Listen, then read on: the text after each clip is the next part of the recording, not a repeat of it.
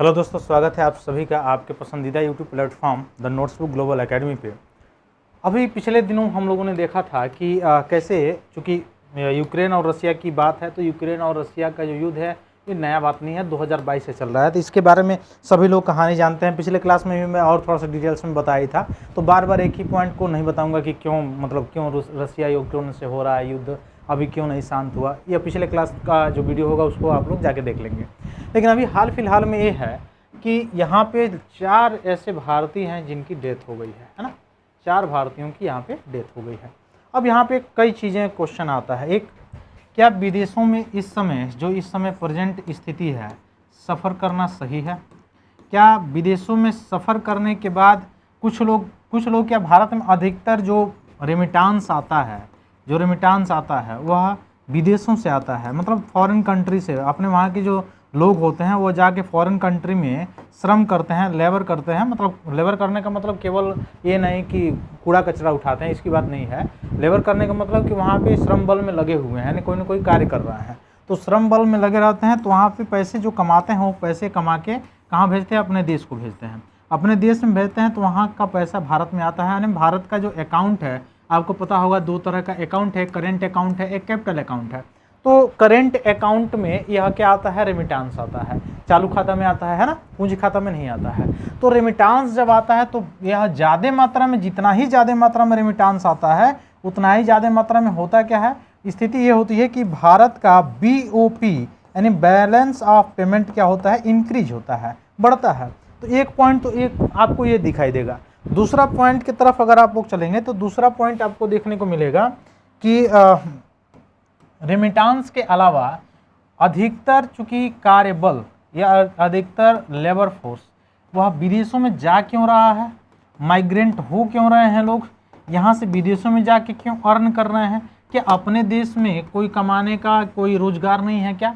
तो ऐसी बात आपको दिखाई देगी कि जैसे अभी गवर्नमेंट का डाटा है उसमें तो आपको दिखाई देगा कि मात्र 4% ही बेरोजगारी है। लेकिन वास्तविकता ये है कि जब उसके डेटा को देखेंगे, जैसे मॉस्पी के डेटा को आप देखेंगे, तो उसमें आपको दिखाई देगा कि अधिकतर जो लोग हैं वो असंगठित क्षेत्र में, और असंगठित क्षेत्र के साथ साथ इनफॉर्मल वे में लगे हुए हैं।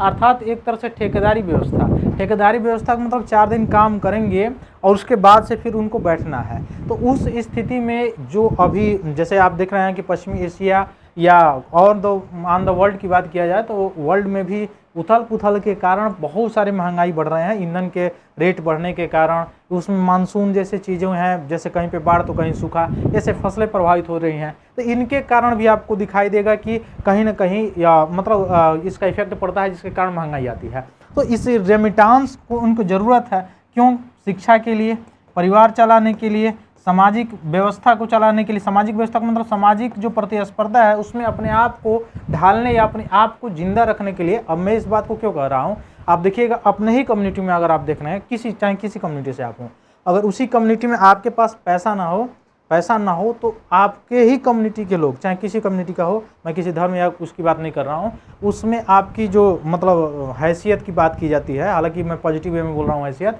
नेगेटिव वे में नहीं बोल रहा हूँ, तो उसमें आपका जो मतलब ऑरा होता है वो कौन सा होता है। और वही चीज़ आपके पास अगर रेमिटांसेस हैं तो भले आप मतलब यह सोच लेके ना चलिए या यह सोच नहीं रखिए कि नहीं मेरे पास पैसा है तो मैं सबका बाप बन के बैठा हूँ या ऐसा नहीं। लेकिन सामान्य तौर पे आप जिससे नहीं भी बोलना चाहे वो भी बोलेगा, या आपसे मतलब आप घुल मिल के रहना चाह रहे हैं उस सोसाइटी में तो घुल मिल के सभी लोग रहेंगे। ये भी सोसाइटी का सच्चाई है। तो इसमें कि इसके लिए सोसाइटी मेंटेनेंस करने के लिए भी इसको क्या चाहिए? रेमिटेंस चाहिए भैया। तो इसके लिए यह क्या करेगा? अर्न करेगा। अब अर्न करने के लिए भारत में उतने बड़े लेवल पर मैन्युफैक्चरिंग नहीं है, और मैन्युफैक्चरिंग हब नहीं है तो प्रोडक्शन नहीं है। तो कोई कंपनी, जब इतनी बड़ी कंपनी जितना उसकी क्षमता है उसके हिसाब से वह रोजगार या उस स्किल को लेगी, उससे अधिक तो स्किल को लेगी नहीं। तो अधिकतर लोग, चूंकि पॉपुलेशन भारत में ज़्यादा है, इस पॉपुलेशन ज़्यादा होने के कारण अधिकतर लोग क्या हो गए? मतलब आपको दिखाई देगा कि बेरोजगार हो गए। क्या हो गए? बेरोजगार हो गए। अब बेरोजगार हो गए तो कहीं ना कहीं कहाँ पे फंसेंगे? गरीबी के दुष्चक्र में। तो आपके दिमाग में एक चीज चल रहा होगा कि भारत तो कृषि प्रधान देश है,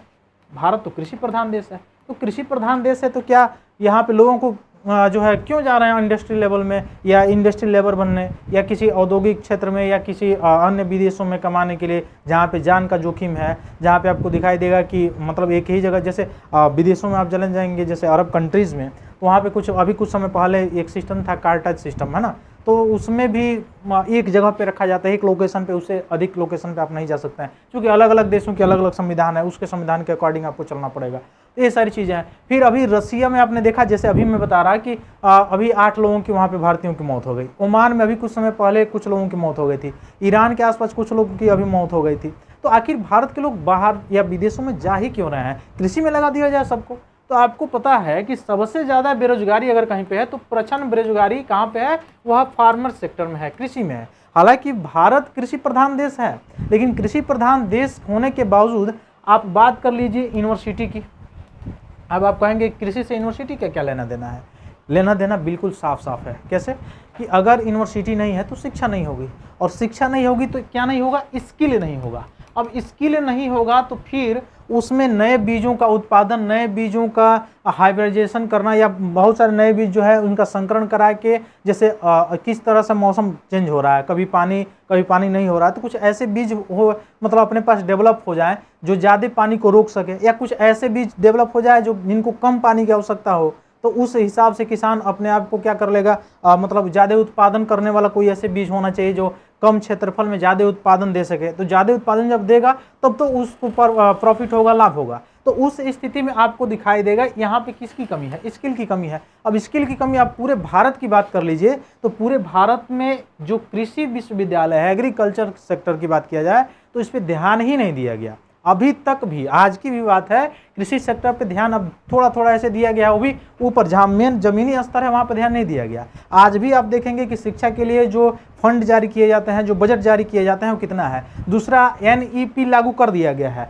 नेशनल एजुकेशन पॉलिसी लागू कर लिया गया है। इस पॉलिसी में, यह नेशनल एजुकेशन पॉलिसी जो लागू किया गया है, इसमें प्रावधान ये है, या क्यों इसको बदला गया है, क्यों लागू किया गया, उसका कारण यह है कि जो शिक्षा है उसमें थोड़ा सा स्किल को भी बढ़ाया जाए, जैसे बिजनेस स्किल हो, कम्युनिकेशन स्किल हो, जिससे आगे तरफ से मतलब पढ़ते समय ही जो बच्चे हैं उनमें स्किल या कुछ इनोवेटिव करने की क्षमता विकसित हो। यह स्किल और इनोवेटिव करने की क्षमता जब विकसित होगी तो आने वाले समय में मैन्युफैक्चरिंग या कोई भी नया इनोवेशन करने में वो आगे आएंगे तो उसका उत्पादन होगा। तो जैसे चाइना इस समय टॉय से लेके इलेक्ट्रिसिटी से लेके सारी चीज़ों में आगे, उस तरह से हम भी प्रतिस्पर्धा कर पाएंगे। लेकिन बात कीजिए आप कि अभी NEP जो लागू हुआ है, लगभग 2-3-4 साल हो गया, लेकिन आप देखेंगे कि NEP में बिजनेस कम्युनिकेशन पढ़ाया जाता है, लेकिन बिजनेस कम्युनिकेशन कौन पढ़ाता है? किसी भी यूनिवर्सिटी की बात कर लीजिए, किसी भी यूनिवर्सिटी में बिजनेस कम्युनिकेशन का पेपर होता है, बच्चे जाते हैं, केवल पेपर के समय दिया रहेगा 100 क्वेश्चन, मार के आएंगे, पास हो जाएंगे, बस ग्रेड मिल गया, काम खत्म। किसी भी यूनिवर्सिटी में उस स्किल को लेके देखिए, पढ़ाने से सबसे बड़ा चीज़ है उसको सिखाया जाए, उस चीज़ को सिखाया जाए। जैसे ITI होता है, अभी समन की बात किया है, तो ITI में क्या होता है, जो प्रशिक्षण के साथ पढ़ाई होता है, तो उस तरह से अगर प्रयोग करके पढ़ाया जाए तब स्किल जाके डेवलप होगा। अभी आप दिखा रहे हैं वर्ल्ड लेवल पे, अभी आप दिखा रहे हैं कि भारत में साक्षरता दर बड़ी तेजी से बढ़ रही है, इनरोलमेंट बढ़ रहा है। अभी ग्रामीण क्षेत्रों की बात किया जाए तो बड़े से बड़े महाविद्यालय खुल रहे हैं, डिग्री कॉलेज खुल रहा है, लेकिन अगर नामांकन की बात किया जाए तो नामांकन की संख्या में आज भी महिलाओं की संख्या बहुत आगे तक है, या मान लेते हैं कि लड़कों की भी संख्या बहुत आगे तक है, साक्षरता के रूप में है, लेकिन क्या वो रियल साक्षरता है? नहीं, केवल डिग्री खरीदा जा रहा है बस, बाकी और कुछ नहीं है उसमें, ना उनके पास स्किल है। दूसरी, महिलाओं की समानता की बात किया जा रहा है तो वहाँ पर भी आप पिछड़े हुए हैं। तो इस स्थिति में कृषि पर ध्यान नहीं दिया गया। कृषि की बजट भी आपने देखा होगा, तो जो मेन वहाँ पॉइंट है या मेन बेसिस पॉइंट है उस पर ध्यान नहीं देगा तो प्रचंड बेरोजगारी क्रिएट होगी, और प्रचंड बेरोजगारी जब क्रिएट होगी तो कृषि सेक्टर में भी बेरोजगारी हो गया। दूसरा, इंडस्ट्रियल लेवल पर भी बेरोजगारी हो गया। तीसरा, गवर्नमेंट जॉब तो चूंकि उसमें 100% लोग जा ही नहीं सकते हैं, क्योंकि सभी लोग जब गवर्नमेंट में चले जाएंगे तो फिर बाकी सारे कार्य को या उत्पादन वाले कार्य को किया नहीं जा सकता है या हो नहीं सकता है। तो इस स्थिति में आप सोच रहे हैं कि बेरोजगारी नहीं हो, तो ये तो संभव है नहीं। तो उस तरह से रेमिटांस या अपने जीवन या जीविका को चलाने के लिए किसी भी व्यक्ति को कहाँ पे जाना पड़ता है? या तो अपने देश में उसको श्रम बल के मुताबिक अगर उसको पैसे मिल जाते हैं तो ये अपने देश में रहता है, अन्यथा कोई भी व्यक्ति किसी विदेश में जाके कमाना क्यों चाह रहा है? उसका कारण यह है कि उसको वहाँ पे ज़्यादा पैसे मिल रहे हैं। अब ज़्यादा पैसे मिल रहे हैं, इसका मतलब उसकी आवश्यकता के अनुरूप जो इस समय मतलब दशा चल रहा है, जो इस समय मतलब ईरा चल रहा है, उसकी आवश्यकता के अनुरूप उसको यहाँ पे या तो उसको रोजगार नहीं मिल पा रहा है या तो पैसा नहीं मिल पा रहा है, जिसके कारण वह जान जोखिम में डालकर किसी अन्य कंट्री में जा रहा है। और यही मुख्य कारण है जिसके कारण आपको दिखाई देगा कि बहुत सारे लोग अलग अलग जगहों पे जो उथल पुथल मचा हुआ है उसके शिकार भी हो रहे हैं। लेकिन सीधी बात यह है कि क्या पूर्ण रूप से जो भारत से लोग जाते हैं विदेशों में उन पे को बैन कर देना चाहिए, बैन लगा देना चाहिए? ये गलत बात है। क्यों?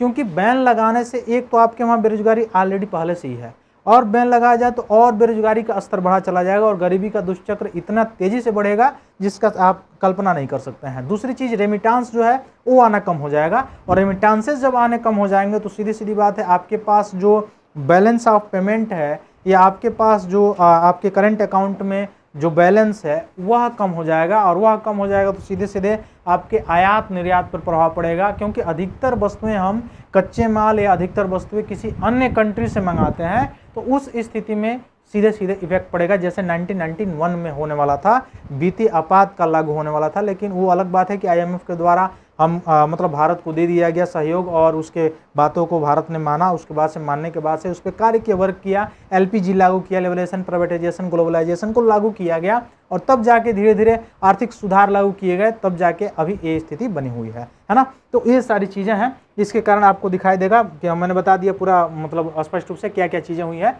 तो अभी ग्वेना विश्व के ध्वज वाला मालवाहक जहाज MV गोल्डन लियो यूक्रेन के ओडेसा बंदरगाह से अनाज लेकर रवाना हुआ था, और जैसे ही ब्लैक सी में आगे बढ़ा था उस पर मिसाइल से हमला हुआ, रशिया ने दागा था, उसमें 4 भारतीय नाविकों की डेथ हो गई है, एक भारतीय जो है वो गंभीर रूप से घायल है, और कुल 10 लोगों की मौत की इसमें पुष्टि मतलब बताई जा रही है।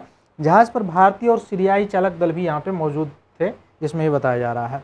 तो भारत ने हमले की कड़ी निंदा की है, वो बस यही चीज़ है और कुछ है नहीं। बाकी सारी चीज़ों को मैंने बता दिया कि क्या क्या इसमें इंटरनेशनल लेवल पे और नेशनल लेवल पे क्या क्या दिक्कतें हैं, क्या पॉइंट है, इसको मैंने बताया। फिर मिलते हैं हम लोग अपने अगली क्लास में, तब तक के लिए बहुत बहुत धन्यवाद। जय हिंद।